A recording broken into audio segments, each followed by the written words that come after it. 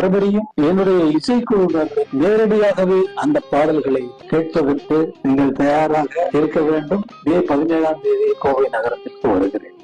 மிக்க ரசிக பெருமக்களே, உங்கள் வாழ்க்கையிலே ஏதாவது ஒரு நிகழ்வு நடந்தா என்னுடைய பாடல் உங்களுக்கு நினைவு கூறும். அல்லது எங்காவது போய்கொண்டிருக்கும் நேரத்திலே ஒரு பாடலை கேட்டால் வேறு ஒரு சம்பவம் உங்களுக்கு மிகவும் நெருக்கமான ஒரு விஷயம் ஞாபகத்திற்கு வரும். இது போல உங்களுடன் இடம்பெற உங்கள் வாழ்க்கையில் தவிர்க்க முடியாத ஒன்றாக என்னுடைய இசை இருப்பதும் நீங்கள் அதை விரும்பி கேட்பதும் எனக்கு நன்றாக தெரியும்.